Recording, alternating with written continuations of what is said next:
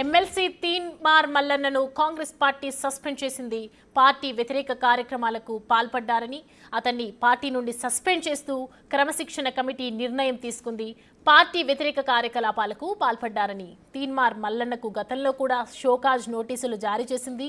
ఈ నేపథ్యంలోనే ఇప్పటి వరకు ఆయన సమాధానం స్పందించలేదు, ఎలాంటి సమాధానము చెప్పలేదు.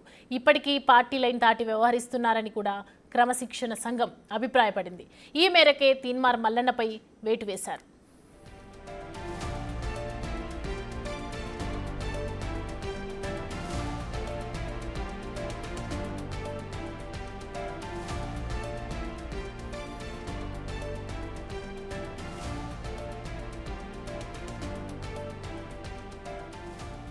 ఎమ్మెల్సీ తీన్మార్ మల్లన్నను కాంగ్రెస్ పార్టీ సస్పెండ్ చేసింది. పార్టీ వ్యతిరేక కార్యక్రమాలకు పాల్పడ్డారని అతన్ని పార్టీ నుంచి సస్పెండ్ చేస్తూ క్రమశిక్షణ కమిటీ ఈ డిసిషన్ తీసుకుంది. పార్టీ వ్యతిరేక కార్యకలాపాలకు పాల్పడ్డారని తీన్మార్ మల్లన్నకు గతంలో కూడా షోకాజ్ నోటీస్ జారీ ఇచ్చింది. ఇప్పటి వరకు ఆయన సమాధానం చెప్పలేదు, స్పందించకపోగా ఇప్పటికీ పార్టీ లైన్ దాటే వ్యవహరిస్తున్నారని క్రమశిక్షణ సంఘం అభిప్రాయపడుతూ ఈ మేరకు ఆయనకు తీన్మార్ మల్లన్నపై అనర్హత వేటు వేశారు.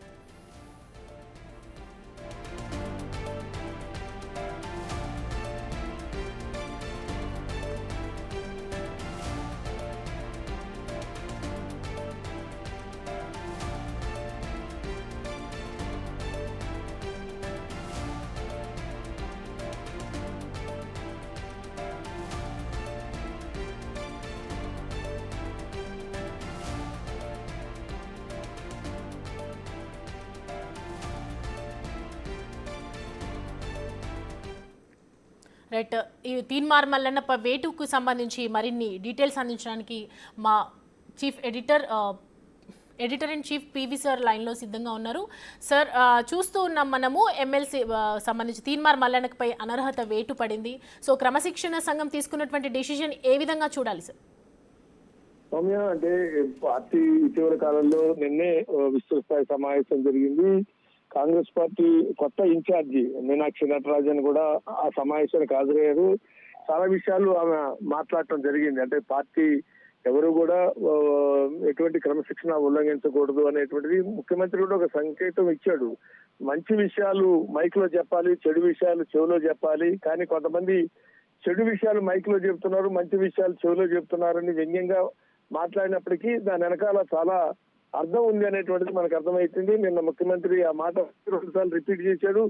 మంచి విషయాలకు వచ్చినప్పటికీ మాత్రం మైక్ లో చెప్పట్లేదు, చెవిలో చెప్తున్నారు. చెడు విషయాలకు వచ్చేటికి మైక్ లో చెప్తున్నారు అన్నాడు. అది అప్పుడే దాని మీద విస్తృతంగా ఎవరిని ఉద్దేశించి ఈ వ్యాఖ్యలు చేశారు, దేనికి చేశారు ముఖ్యమంత్రి అనేటువంటిది జరిగింది. అంత ముందు నుంచే షోకాజ్ నోటీస్ ఇచ్చారు తీన్మార్ మల్లన్నకి. తీన్మార్ మల్లన్న కొంత ఎక్స్ట్రీమ్ గా వెళ్ళి, అంటే పార్టీ లైన్ కి భిన్నంగా ప్రభుత్వం తీసుకునే నిర్ణయాల మీద మరి విమర్శించడం వేరు, విమర్శించడం కన్నా కొంత పరిష పదజాలం, అన్పార్లమెంటరీ లాంగ్వేజ్ వాడి మరి ఈ బీసీ కులగన్న అనేది దేనికి పనికి వస్తుంది, అక్కడ దుడుచుకోవడానికి వస్తుంది, ఇక్కడ దుడుచుకోవడానికి పనికి వస్తుంది, అది ఫిష్ పేపరు అని ఇట్లా కొంత చాలా అంటే ఎవరు కూడా అంగీకరించలేని అంశం అది. అంటే బహుశా పార్టీ వ్యవహారం నిజంగానే తప్పున్నా ప్రభుత్వం మీద విమర్శ చేయొచ్చు, కానీ బీసీ సంఘాలు కూడా చాలా విమర్శలు చేశాయి, ప్రతిపక్షాలు కూడా విమర్శలు చేశాయి, చేయలేదని కాదు.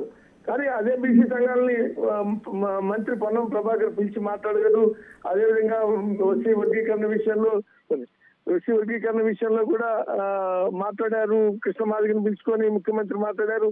అవన్నీ ఒక సిస్టమ్ ఉంది. కానీ ఇక్కడికి వచ్చినప్పటికీ ఏంటంటే అసలు ఒక రకమైనటువంటి వాతావరణం, అంటే ఇక మళ్ళీ కుదరదు, ఇక మళ్ళీ కలిసి మాట్లాడుకోవడానికి వీలు లేని ఒక పద్ధతుల్లో ఆయన యొక్క పదజాలం, వాడినటువంటి పదజాలం ఏదైతే ఉందో, మొహాలు కూడా చూసుకోవడానికి వీలు లేని విధంగా, కలిసి కూర్చొని మాట్లాడుకోవడానికి వీలు లేని విధంగా ఆ పదజాలం వాడటం అనేటువంటిది అది కొంత అందరికీ అభ్యంతరకరంగా ఉంది. మరి టార్గెటెడ్ గా కులాన్ని టార్గెట్ చేసి, రెడ్డి కులాన్ని టార్గెట్ చేసి మాట్లాడటం, వరంగల్ సభలో మాట్లాడటం అనేటువంటిది కూడా కొంత బాగా ఒక పక్కన ప్రభుత్వం తీసుకున్న బీసీ కులగణ మీద ప్రభుత్వం తీసుకున్న నిర్ణయాన్ని తప్పుపట్టడం, దాంట్లో లోపాలు ఉన్నాయంటాం వేరు.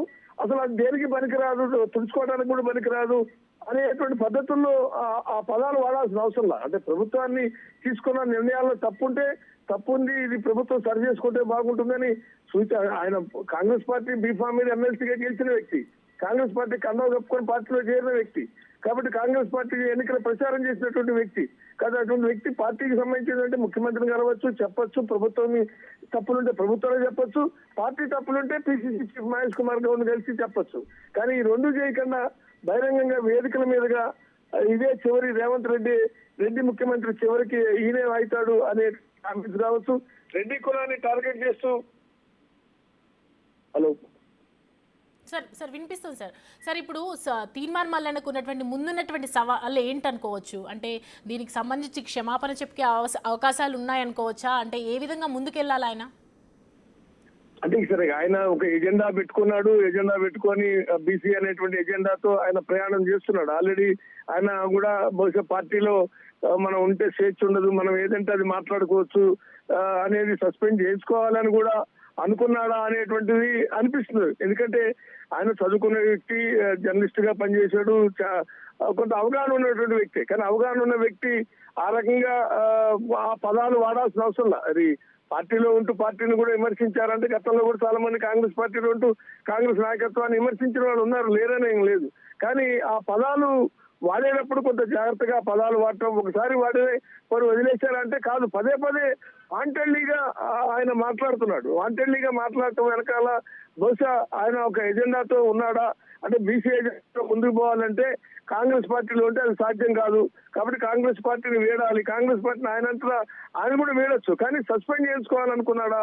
ఎందుకంటే రాజీనామా కూడా చేసి వెళ్ళిపోవచ్చు, కానీ రాజీనామా చేసి వెళ్ళటం కన్నా సస్పెండ్ చేయించుకోవాలి. సస్పెండ్ చేసుకోవడం ద్వారా సానుభూతి వస్తుంది అనేటువంటిది అన్న మరి ఆయన స్ట్రాటజీ ఏంటో.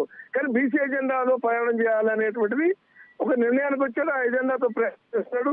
బహుశా ఏ పార్టీలో చేరతాడా అంటే అనుమానం. ఎందుకంటే ఇప్పటికీ బీజేపీలో చేరి బయటకు వచ్చాడు, కాంగ్రెస్ లో చేరాడు, కాంగ్రెస్ లో ఉంటూ కాంగ్రెస్ పార్టీని, ప్రభుత్వాన్ని టార్గెట్ చేసి సస్పెండ్ గురయ్యాడు. కాబట్టి రేపు ఇంకో పార్టీలో చేరాలన్నా ఎవరైనా కొంత చేర్చుకోవడానికి ఆలోచిస్తారు. ఎందుకంటే ఇప్పటిదాకా ఆయన వాడినటువంటి భాష, ఆయన మాట్లాడిన తీరు, ఒక కులాన్ని టార్గెట్ చేసినటువంటి పద్ధతి, ఇవన్నీ చూసిన తర్వాత ఏ పార్టీ అయినా ఆయన్ని చేర్చుకోవాలి అని అనుకున్నప్పుడు కొంత ఆలోచిస్తారు. ఎందుకంటే రేపు మన పార్టీలో కూడా చేరి ఆ రకంగానే మాట్లాడతారు కదా, మరి మాట్లాడినప్పుడు మళ్ళీ మనకు కూడా సస్పెండ్ చేయాల్సి ఉంటుందా, ఇట్లాంటివి ఆలోచన చేసుకొని ఆ పార్టీలు చేర్చుకోవాలో వద్దా అని ఆలోచిస్తారు. అయితే ఈయన కూడా ఆ పార్టీలో చేరాలా, ఏ రాజకీయ పార్టీ చేరాలని లేదు. ఆల్రెడీ ఒక పార్టీ పెట్టాడు, దాని మీద విస్తృత స్థాయిగా కసరత్తు చేశాడు, మీటింగ్లు నిర్వహించాడు, రాష్ట్ర వ్యాప్తంగా పర్యటన చేశాడు. చివరికి మళ్ళీ పివి గారు